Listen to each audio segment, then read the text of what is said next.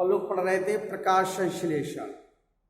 प्रकाश संश्लेषण में dark reaction में पहला पढ़ लिया था अपन लोगों ने C3 प्लांट्स, जिसको केल्विन साइकिल से बताया था भोजन का निर्माण।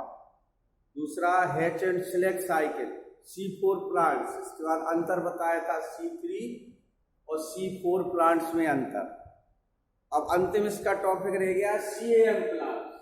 CAM के बाद ग्रेसिलेशियन एसिड मेटाबॉलिज्म, फैमिली क्रूसिलेसी, ये तीसरा है। ये जो पहले सामान्य रात्रि में पौधे भोजन बनाते हैं C3, कुछ विशेष प्रकार के जिनकी पत्तियां माला के दाने के समान होती हैं उनको बोलते हैं हैच एंड सिलेक्ट साइकिल के द्वारा भोजन निर्माण C4 प्लांट्स। तीसरा ये जो पौधे पढ़ रहे हैं ये है रेगिस्तान वाले पौधे। रेगिस्तान का मतलब होता है जहां पर गर्मी अधिक पड़ती है, पानी की मात्रा बहुत कम होती है, वहां पर ये भोजन कैसे बनाते हैं उनको बोलते हैं CAM plant, crassulacean acid metabolism. ये इसको पढ़ना है अपन को। तो सबसे ज्यादा महत्वपूर्ण क्या है इसका? सरस पौधे, सकुलेंट प्लांट्स, नागफनी, घीक्वार, क्लेचू में विशेष प्रकार का CO2 का स्थिरीकरण होता है, जिसमें पौधे बहुत शुष्क और गर्म वातावरण में भी जीवित रहते हैं। ऐसे पौधों को CAM plant, crassulacean acid metabolism plants कहते हैं। CAM पौधों में ट्रांसपिरेशन, वाष्पोत्सर्जन क्या होता है? पेड़ पौधे अगर मान के चलिए 10 लीटर पानी अवशोषित कर रहे हैं जड़ों से, तो उसमें से 9 लीटर पानी पौधे वाष्प के रूप में पत्तियों से स्टोमेटा के द्वारा बाहर निकाल देते हैं। यानी सबसे अधिक नुकसान पेड़ पौधे करते हैं पानी का। 90% पानी वो वाष्प में देते हैं, केवल 10% का उपयोग करते हैं। अगर 10 लीटर लिया तो 9 लीटर एक्स्ट्रा कर देंगे, निकाल देंगे, केवल 1 लीटर का उपयोग करते हैं। तो इस क्रिया को, वाष्पोत्सर्जन की क्रिया को रोकने के लिए कौन से पौधे? CAM पौधे अपने स्टोमेटा को क्या करते रहते हैं? बंद किए रहते हैं। दिन के समय अधिक गर्मी के कारण उनको बंद किए रहते हैं, जिससे प्रकाश संश्लेषण क्रिया में CO2 नहीं मिल। जब स्टोमेटा बंद रहेंगे, वो माउथ पार्ट है स्टोमेटा का, आपने देखा होगा ऐसे होती स्टोमेटा।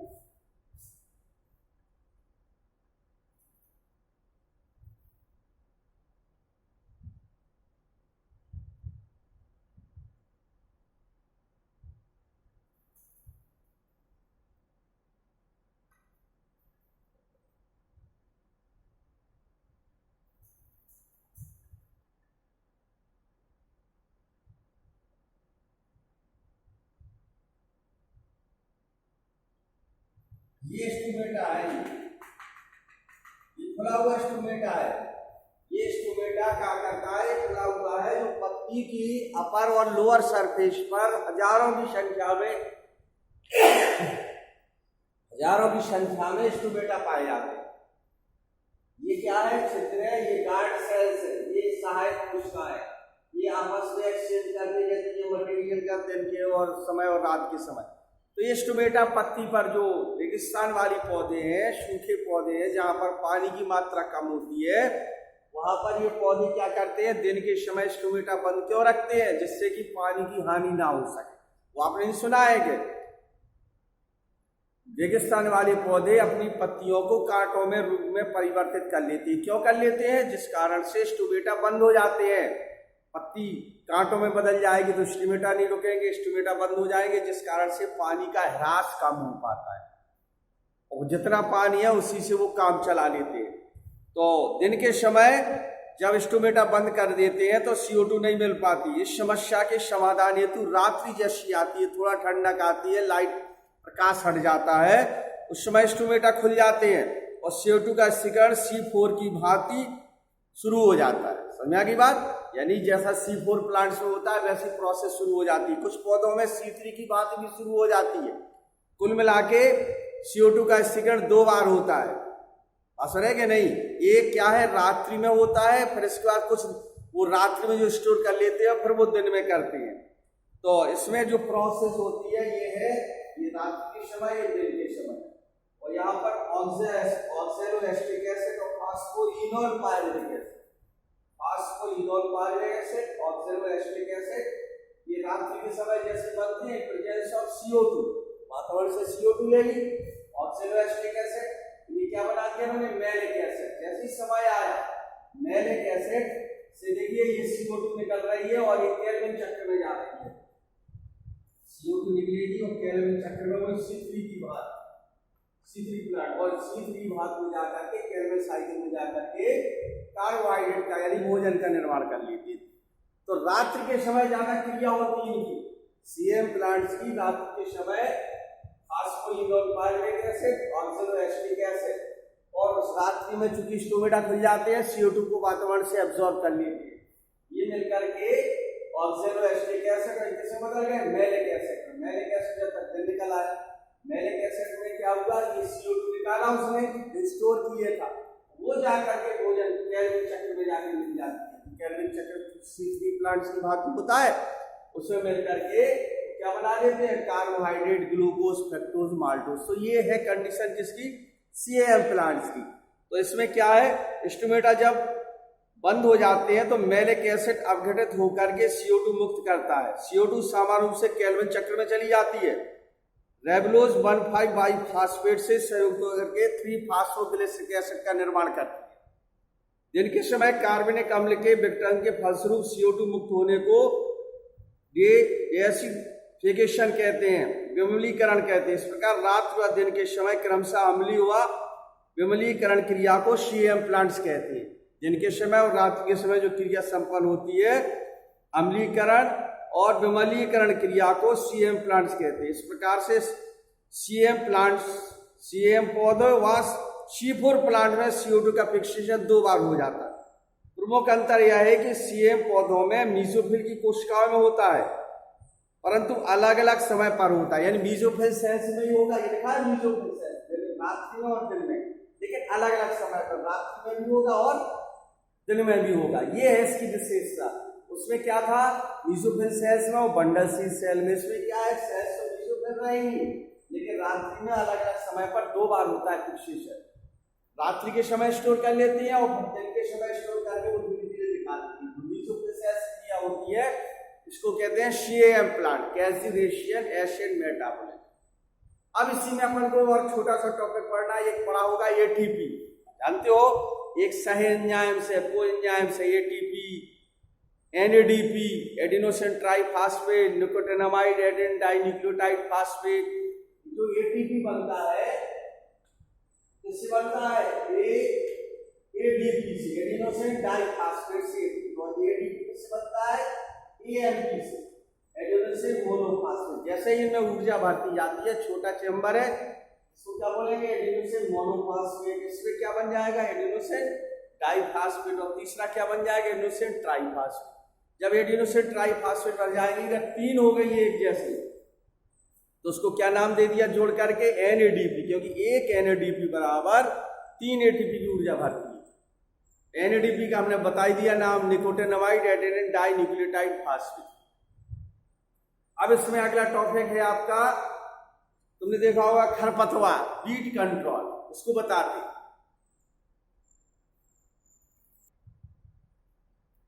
अब इसी में दूसरा टॉपिक था wheat control, WEED। Wheat control का मतलब होता है खरपतवार, और खरपतवार का मतलब होता है जैसे अपन लोग खेतों में अपनी फसल बीज बोते हैं, बीज फसल में बदल जाती है, और फसल के साथ जो अनावश्यक पौधे अपने आप उगाती, घास फूस या अन्य पौधे।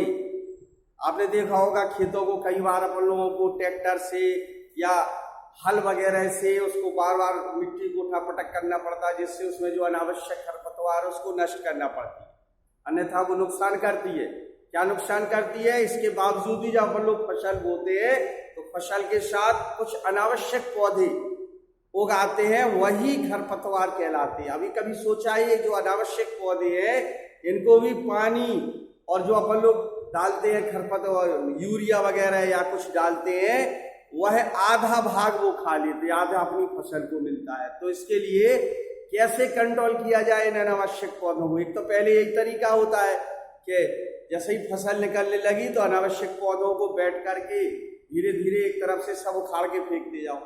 दूसरा तरीका क्या है, उनको नष्ट करना है, जिससे नहीं तो कंपटीशन स्पर्धा करके अपनी फसल को कमजोर कर देते हैं और ये वाले पौधे जो अनावश्यक है, जिनका कोई उपयोग नहीं है, वो जाके वृद्धि कर जाते हैं।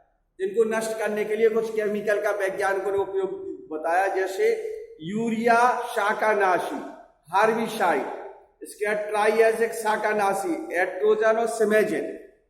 एट्रोजन और सिमेजिन यूरिया में ये जड़ों द्वारा अवशोषित कर लिए जाते हैं और ये अनावश्यक पौधों को नष्ट कर जाते हैं।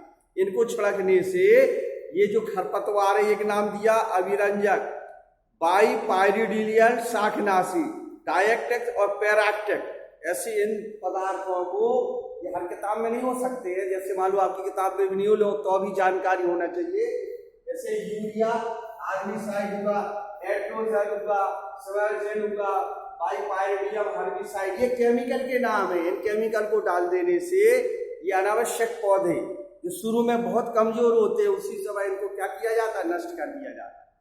अगर ये बड़े हो गए, वृद्धि कर गए, फसल से ज्यादा प्रभावी हो गए, तो फिर ये नुकसान करती है। ये अपन लोग जो डालते हैं, ये पदार्थों को डालते हैं, ये उस समय जब फसल स्ट्रांग होती है, अंकुरित होती है, ये खरपतवार वाले पौधे कमजोर होते हैं, उस समय अगर ये छिड़क दिए जाए तो इनको सबसे सरल तरीका तो हमने बताया आपको, इनको अनावश्यक पौधों को शुरू में उखाड़ के फेंक दिया जाए। नहीं हो रहे तो केमिकल उसी समय डाल दिया जाए इन पदार्थों को। एक तो हमने केमिकल स्ट्रक्चर बनाया, तो ऐसे पौधों को नष्ट करना ही क्या कहलाता है, weed control, WEE।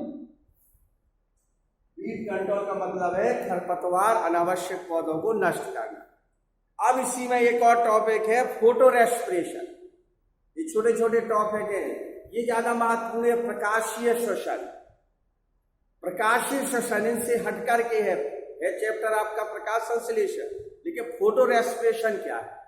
Photo respiration अब आ जाए लाइट रिएक्शन से जुड़ा हुआ। अभी दो पढ़े थे, लाइट रिएक्शन और डार्क रिएक्शन। फोटो रेस्पिरेशन क्या है? इसकी सबसे महत्वपूर्ण बात यह है कि प्रकाशीय श्वसन, फोटो रेस्पिरेशन को क्या बोलते हैं, प्रकाशीय श्वसन। ये डेकर नामक वैज्ञानिक ने 1955 में परिभाषा दी थी। फोटो रेस्पिरेशन में be defined as the respiration taking place in photosynthesizing cells during day और in presence of light resulting in excess evolution of CO2। मतलब क्या है, ये फोटो रेस्पिरेशन उस समय होता है जब अधिक गर्मी पड़ रही है, प्रकाश हो कंपलसरी है, लेकिन बहुत अधिक गर्मी पड़ रही हो और पेड़ पौधे अपना भोजन बना नहीं पा रहे हैं। लाइट कितनी मिल रही है, जैसे मई जून के महीने में होती कि प्रकाश इतना अधिक मात्रा में आ रहा है, उस समय लाइट रिएक्शन फेल हो जाती। प्रकाश का विक्रिया जो हिल रिएक्शन का नाम दिया था, जिसमें वो cyclic, non cyclic pigment system, first pigment system, second, जो समझा चुके चार्ट बनाया था, वह क्रिया स्टॉप हो जाती है। तब कौन सी क्रिया शुरू होती है, फोटो रेस्पिरेशन। तब फोटो रेस्पिरेशन उस समय होती है जब अधिक प्रकाश पड़ रहा है, तो उस समय क्या प्रोसेस होती है, उस समय फोटो रेस्पिरेशन की क्रिया होती है और उस समय 3 कोशिकाएं काम करती है। ध्यान रखना, माइटोकॉन्ड्रिया, क्लोरोप्लास्ट और पराक्सीसोम। पराक्सीसोम आपने माइटोकॉन्ड्रिया में पढ़े थे, ऑक्सीसोम, पराक्सीसोम, जिसमें वो डंठल जैसा था संरचना, पराक्सीसोम माइटोकॉन्ड्रिया के अंदर ये टेनिस के बल्ले के समान संरचना होती है।